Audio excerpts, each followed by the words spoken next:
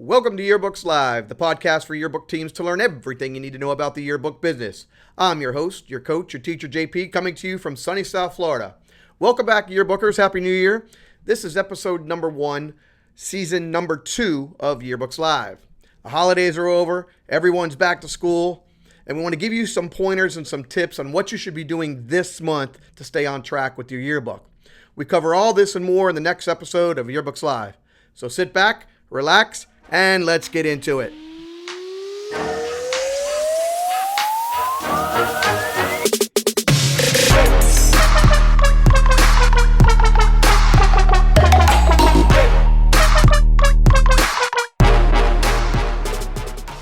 Okay, so the first thing you want to do, it's January, and you got to get going back on the yearbook again. A lot of you have probably taken off for the last couple of weeks, and we understand that completely. But one of the first things you want to do is you want to make sure you got all your pictures. You want to continue to take pictures. Don't forget, you got events coming up. You got new sports teams that have been organized for the spring, baseball, etc. So you don't want to forget your sports teams. You don't want to forget your clubs, your organizations, the safety patrol. You want to make sure everybody in clubs, organizations, art clubs, everything like that is completely taken care of. You want to make sure that the school didn't all of a sudden throw a new club or a new event at you after they came back from the holidays. You may not have known it was there, but when you left, and now it's here. So you want to make sure you get with the administration to be sure that you're not missing anything coming up when it comes to events. Is the mayor coming to town? Is the president coming to your school? Who knows? Find out what's going on. Get someone there to take pictures.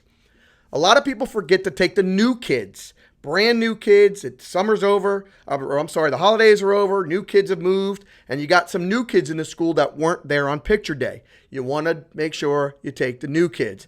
One little trick that we used to do for all the kids that missed picture day originally, even the kids that were at the school, instead of going and taking all of those pictures individually, one by one, we used to just get them all gathered up in a group, like a big group picture on the stage, take one big group picture, and create a little half a page in the yearbook that says, "Welcome to our school," or something like that. So you want to make sure that if you want to do individual pictures, you don't forget the kids that missed picture day, that were at the school originally, and the kids that are new to the school.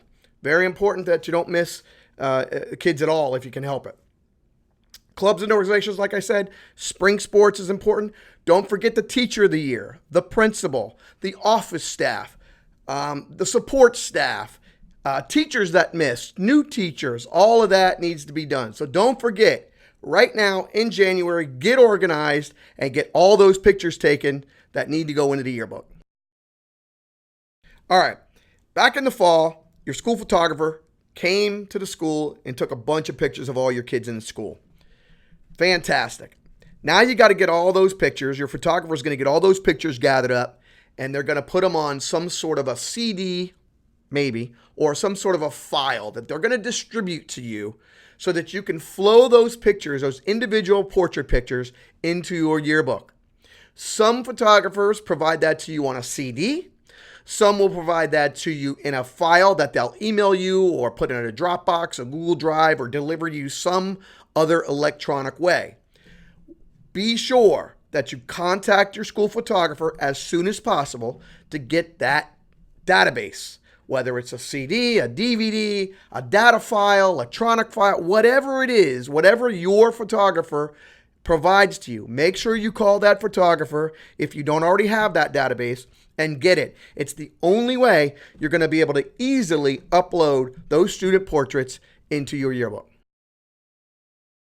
Next thing you want to do is keep an eye on your deadlines, whether that be your cover deadline, your page deadline, and upcoming book deadlines. Just keep in your head where your deadlines are. Some yearbook publishers, and they may also be your photographer, has different deadline schedules. You may have a deadline for your cover. It comes in a month or two before your actual pages come in.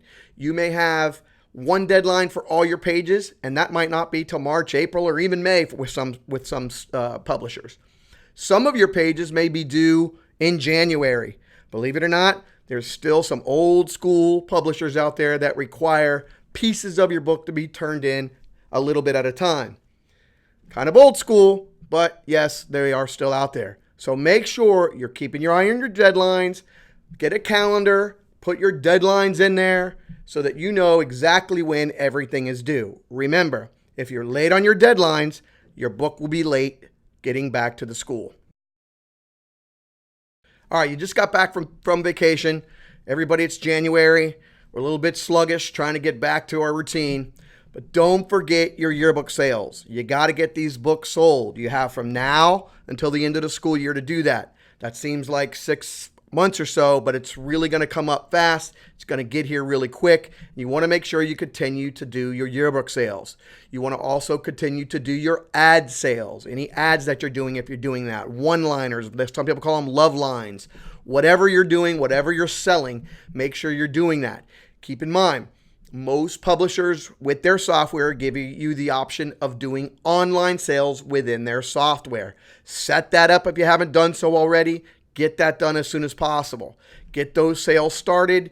Get the marketing out there. Get the message out there. Phone calls, emails, whatever you got to parents to get them online to get those yearbooks sold. You also have offline sales. Remember the old days? Mom and dad used to write a check. They used to send it in, or you used to walk into the cafeteria and buy your yearbook at lunchtime with a check or with a credit card. You can still do that all day long, no problem. So don't forget your online sales, your offline sales for ads, yearbooks, and anything else you're selling. Also, one of the things you may want to consider right now is something called tiered pricing. So in January, you could sell the yearbook, for example, for $25. If they wait too late and they wait till February, it may go up to $30. And if they wait really late and they wait till like the book actually comes back, maybe it's $40. So don't forget, if you want to get those sales generated now, to implement some kind of tiered pricing plan. You're going to want to do that as soon as possible. So keep in mind, get those yearbook sales done. Offline, online, do them now, do them until the end of the school year. All right, something else you guys should be doing right now in January. You want to finalize your final specifications of your yearbook. How many pages do you think you're going to do? Where is everything going to go in your yearbook?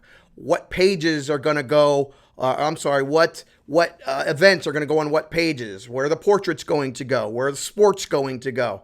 Kind of get an idea of what your page ladder, if you've looked at some previous podcasts, you'll remember we talked about page ladders and what those look like. You want to make sure you have your page ladder at least getting done now. If you haven't done it already, you're starting to write it. You want to do it in pencil again. You'll keep erasing. I said that before. So make sure you do your page ladder in pencil. Make sure you know what your cover design is going to look like. Really important to get your cover. Is it going to be a hard cover, soft cover? What size does your cover need to be?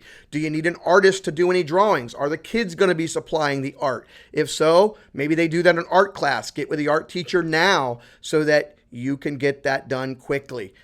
Many of you, some of your cover designs are due by the end of January or very early in February. So you need to get that started right now. So don't forget, you want to make sure if you have any new clubs, new organizations, new events. Again, we talked about that earlier. You want to get those pictures taken.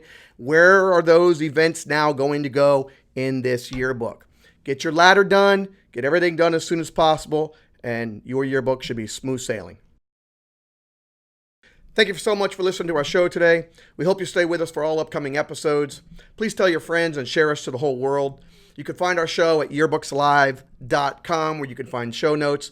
Tell your friends also they can find us on iTunes, Spotify, Stitcher, and anywhere you can find a podcast. Next episode, we're going to be talking about how to design the greatest yearbook cover possible. Should be a very good show. So until then, happy yearbooking.